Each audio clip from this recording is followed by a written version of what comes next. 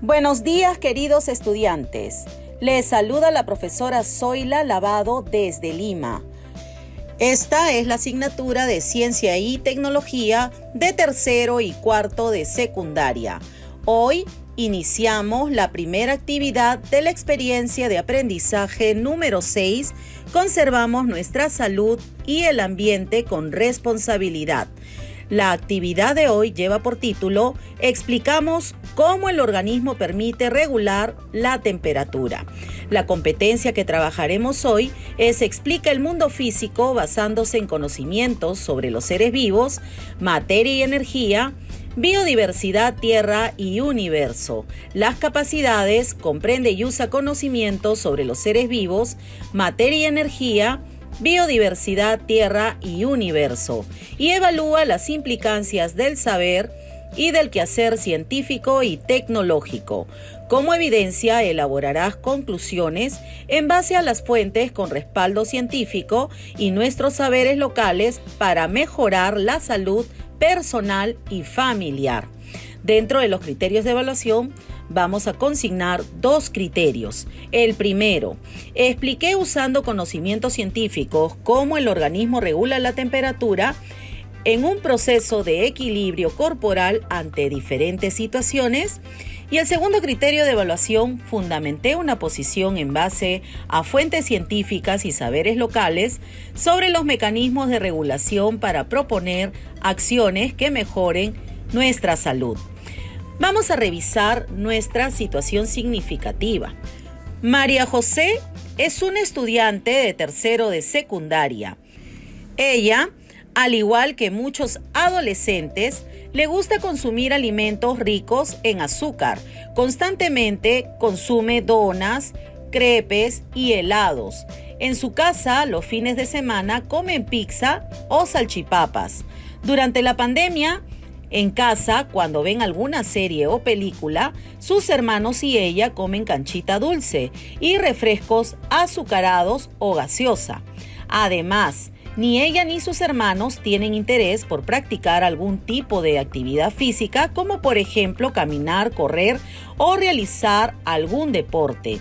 Es por esta razón que la tía de María José, quien está terminando la carrera de enfermería, le ha hablado a ella y a sus hermanos sobre los problemas que pueden ocasionar estos hábitos a la salud.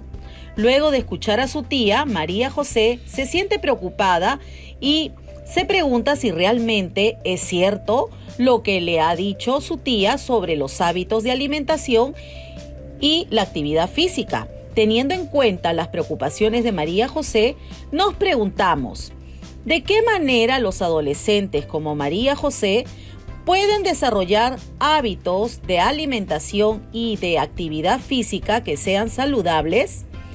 Reflexionemos bajo estas 2 preguntas. ¿Nuestros hábitos alimenticios pueden afectar nuestra salud? ¿Qué crees que puede hacer María José en casa para cuidar su salud y la de su familia? Registra tu respuesta en el cuaderno de actividades. Aquí se te presenta otro caso. Luis es un estudiante de educación secundaria que vive en Puno, donde la temperatura ambiental varía desde los 5 grados Celsius bajo cero hasta 17 grados Celsius. Los veranos son muy cortos, frescos y nublados. Los inviernos son muy cortos, también muy fríos y mayormente despejados, y está seco durante todo el año. A Luis le gusta mucho jugar fútbol, correr y saltar, y frecuentemente registra una temperatura que va de 36,5 grados Celsius a 36,8 grados Celsius. Bueno, te preguntamos, ¿qué diferencias encuentras entre la temperatura del ambiente y la temperatura de Luis en este caso? ¿Tendrá alguna influencia la temperatura ambiental para la temperatura corporal de Luis? ¿Qué le sucede a Luis cuando juega fútbol durante 10 o 15 minutos? Describe los cambios que le ocurren a su organismo. Bueno, para poder conocer un poco cómo funciona el proceso de homeostasis que permite mantener un equilibrio dinámico, vamos a preguntarnos ¿Qué proceso regula el ambiente interior de los organismos? El fisiólogo francés Claude Bernard formuló la hipótesis que el funcionamiento de las células depende de las condiciones físicas químicas óptimas del medio interno. Casi 50 años después, el fisiólogo Walter Bradford Campbell modificó el concepto de Bernard al introducir el término de homeostasis para describir los procesos que permiten mantener constantes las condiciones internas de un organismo ante los cambios de las condiciones externas. Vamos a analizar algunos ejemplos de condiciones reguladas por el mecanismo de homeostasis, como por ejemplo la temperatura. Ocurre en todo el cuerpo, ya que al ser seres homeotermos debemos mantener nuestra temperatura constante. Con respecto a las concentraciones de sal y agua, cada célula individual mantiene concentraciones de iones diferentes a las del líquido circundante. Las concentraciones de glucosa, que deben mantenerse en equilibrio en nuestro torrente sanguíneo, son reguladas por las hormonas que produce nuestra glándula pancreática. El pH, que es el equilibrio de ácidos y bases, el pH, por ejemplo, del estómago es diferente a la de otros órganos.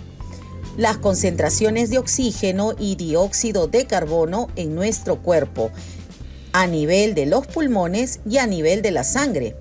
Mantener la homeostasis en cada nivel es clave para mantener el funcionamiento general de nuestro cuerpo. Pero, ¿cómo se da la producción y eliminación del calor? La regulación de la temperatura incluye tanto la producción del calor como la eliminación del mismo, el cual se realiza por producción de calor y por la pérdida de calor. Cuando hablamos de producción de calor, vamos a observar que las transformaciones químicas que sufren las sustancias alimenticias liberan energía por oxidación. Esta energía se elimina como calor en el individuo en reposo y como calor y trabajo en una persona que esté realizando actividad física. En cuanto a la pérdida de calor, hay mecanismos físicos principales por los que se pierde calor y se da por conducción, que es la transferencia de calor. Se pierden pequeñas cantidades de calor desde la superficie corporal a los demás objetos. Por radiación es la pérdida en forma de rayos infrarrojos, ondas electromagnéticas. El cuerpo irradia calor en todas las direcciones. En verano se transmite el calor radiante desde fuera hacia el cuerpo, que en sentido inverso. La evaporación del agua es la conversión del agua en vapor. Tiene lugar en la piel y los pulmones. La evaporación cutánea se da por el sudor. Y la convección es el desplazamiento de los gases o líquidos en contacto con el cuerpo. El calor es conducido al aire. Los mecanismos de ganancia de calor, como la pérdida de calor, pueden ser externos o pueden ser internos. Aquí te dejo algunas gráficas para que puedas analizarlas. ¿Sabías tú que la homeostasis es la tendencia a resistir los cambios con el fin de mantener un ambiente interno estable y relativamente constante? La homeostasis suele usar ciclos de retroalimentación negativa que contrarrestan cambios en valores blanco, conocidos como valores de referencia, de varias propiedades. En contraste con los ciclos de retroalimentación negativa, los ciclos de retroalimentación positiva amplifican los estímulos que los inician. En otras palabras, alejan al sistema de su estado inicial. Ahora vamos a revisar el concepto de termorregulación.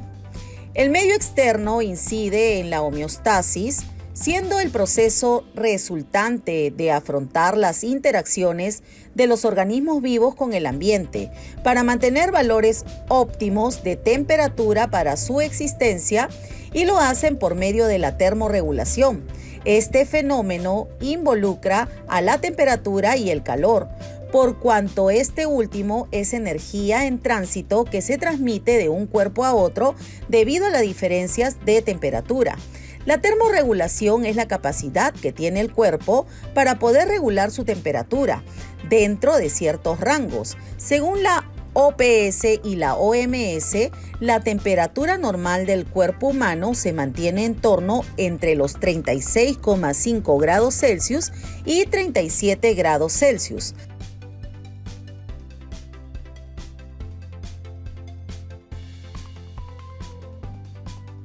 A pesar de las constantes variaciones del medio interno y externo, el cuerpo tiende a mantener cierta estabilidad en sus condiciones internas.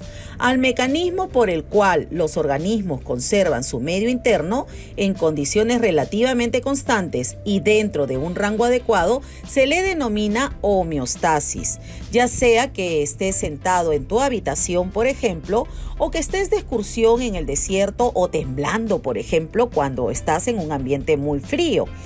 La mayoría de tus células corporales regulan y mantienen una temperatura casi constante.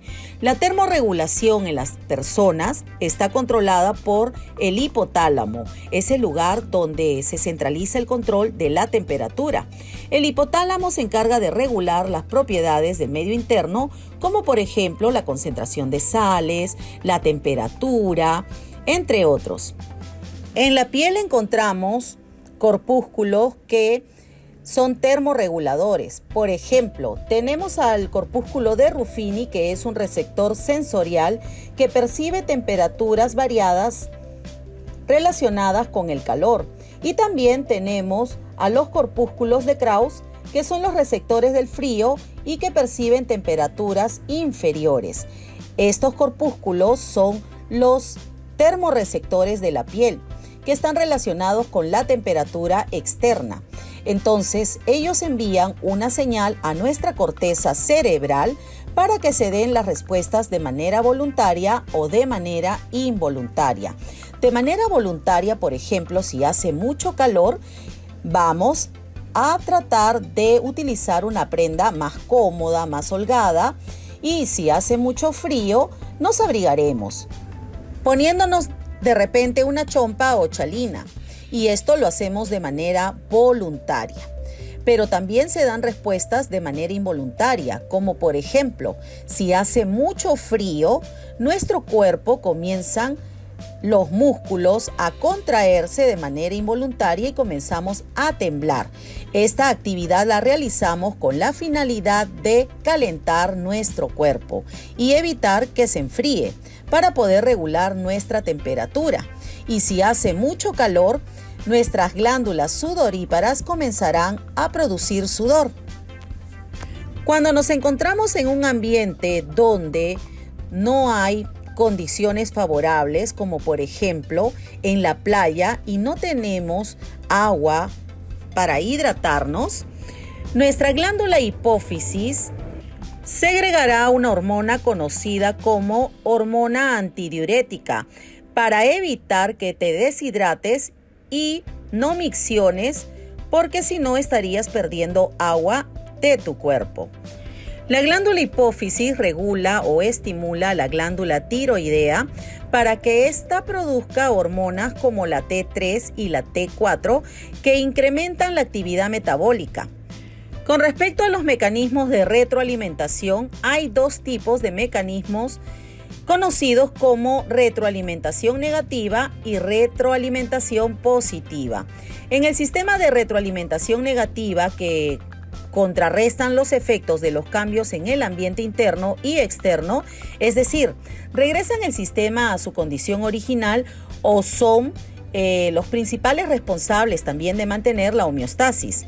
Contienen tres componentes principales: el sensor, que es el que detecta la condición actual; el centro de control, que compara las condiciones actuales con el estado deseado llamado punto de ajuste; y el efector, que se encarga de producir una salida que restablece la condición deseada. Por ejemplo, en un día de frío, el termómetro mide la temperatura del ambiente. Esta información es enviada al centro de control termostato, donde diferencian las temperaturas para luego ser enviadas al efector, que es el calefactor, que produce la salida del calor necesario para obtener una temperatura adecuada en nuestra vivienda. veamos cómo funciona el sistema de retroalimentación. Cuando el estímulo es frío, ¿cuáles serían las condiciones de la temperatura corporal? Esta es medida por sensores, es decir, por los receptores de la temperatura de nuestro cuerpo.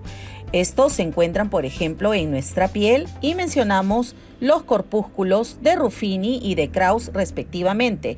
Recuerda que los corpúsculos de Krauss son los que están relacionados con el frío.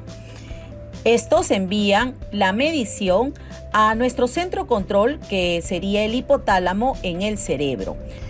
Si la temperatura corporal es menor al punto de ajuste, entonces se activa. ¿Qué sucede? Los efectores, o sea, los músculos esqueléticos de nuestro cuerpo, estarían contrayéndose. Además, recuerda que nuestro tejido adiposo es un medio aislante que evitará que tengamos esa sensación de frío. Luego se genera calor que aumenta la temperatura corporal. ¿Cómo? Cuando los músculos comienzan a contraerse de manera involuntaria, es decir, cuando empezamos a temblar por frío. Entonces, vamos a tener un sistema de retroalimentación. Al contraerse los músculos, estaríamos calentando nuestro cuerpo y así se incrementa la temperatura corporal. Pongamos un ejemplo. Teniendo en cuenta lo que ocurre en la regulación de la temperatura en la vivienda, podemos establecer comparación con la función que realiza nuestro cuerpo al regular la temperatura. El sensor es el receptor. Son las terminaciones nerviosas en el hipotálamo, abdomen, piel y venas largas. El centro de control de la temperatura está en el hipotálamo, una parte del cerebro que controla muchas respuestas homeostáticas. El efector, por ejemplo, serían los músculos esqueléticos, nuestro sistema óseo y también nuestro depósito de grasa, además de las glándulas sudoríparas.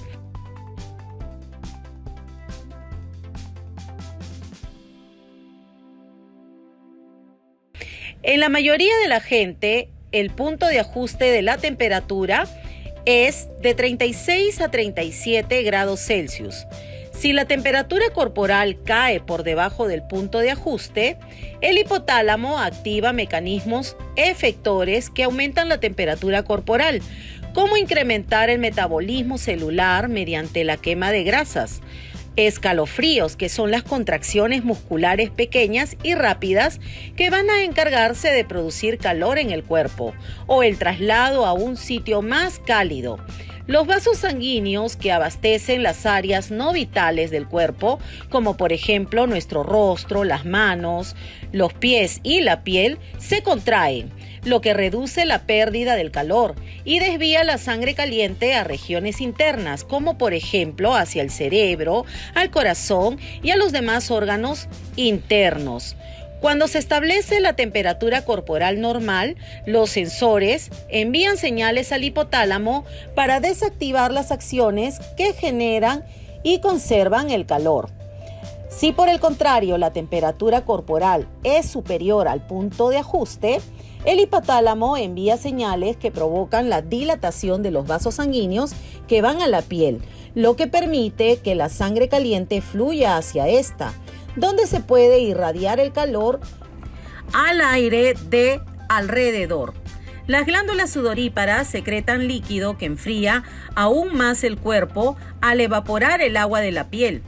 Por lo regular, el cansancio y la incomodidad ocasionados por la elevada temperatura corporal provocan que la gente deje de hacer ejercicio o al menos que disminuya en sus actividades. Así, el cuerpo genera menos calor. Los mecanismos de retroalimentación negativa abundan en los sistemas fisiológicos. Entre ellos tenemos, por ejemplo, los sistemas reguladores del contenido de oxígeno en la sangre, el equilibrio de agua, los niveles de azúcar en la sangre y los niveles hormonales, entre otros. Con respecto al sistema de retroalimentación positivo, producen cambios rápidos y estos ocurren, por ejemplo, durante el parto, en el momento del nacimiento del bebé. Se libera la presión en el cuello uterino, eliminando el estímulo que propicia el ciclo de retroalimentación positiva. La retroalimentación positiva es un tanto rara en los sistemas biológicos, pero ocurre en el nacimiento. Veamos aquí este esquema. Cuando se inicia la labor de parto, la cabeza del bebé presiona el cuello del útero. Entonces se transmiten impulsos nerviosos provenientes del cuello uterino y son transmitidos al cerebro. Luego el cerebro estimula la glándula hipófisis para que ésta libere oxitocina. Una vez que se libera la oxitocina, esta viaja por el torrente sanguíneo, llegando así hasta el útero, donde realizará su efecto. La oxitocina entonces estimula las contracciones uterinas y empuja al bebé hacia el cuello uterino para que pueda desplazarse y pueda nacer el bebé. Los ciclos de retroalimentación positiva suelen encontrarse en procesos que necesitan estimularse hasta su terminación, no cuando se necesita mantener el statu quo. Otros ejemplos de retroalimentación positiva son la coagulación de la sangre y el ciclo menstrual. Ahora se solicita que expliques cómo funciona el mecanismo que regula las condiciones internas para mantener estable la temperatura. Segundo, en base al esquema de retroalimentación, nos enfocaremos especialmente en el mecanismo de retroalimentación negativa, considerando la función que realizan los componentes sensor, centro de control y efector. Luego vamos a explicar lo que sucede cuando aumenta o cuando disminuye la temperatura corporal según la figura número 1 y la figura número 2 que se te presentó en la pregunta número 2. Luego vamos a reflexionar sobre qué sucede cuando la retroalimentación negativa deja de funcionar y dialogamos con nuestros padres sobre las acciones que hacemos en familia cuando cambia o se altera la temperatura del cuerpo. Finalmente vamos a proponer 2 conclusiones teniendo en cuenta los fundamentos del conocimiento científico sobre los mecanismos de regulación en los sistemas para conservar la homeostasis en beneficio de la salud de las personas. Recuerda que las conclusiones serán incluidas en el plan integral para mejorar la salud de las personas y de tu familia. Al culminar tus actividades, recuerda que debes evaluarte bajo los 2 criterios que se te presentaron al inicio, indicando si tuviste logros o estás en proceso de lograrlo y qué puedes hacer para mejorar tus aprendizajes. Hemos llegado a la parte final de nuestra actividad, queridos estudiantes. Conmigo será hasta la próxima oportunidad. Nos vemos.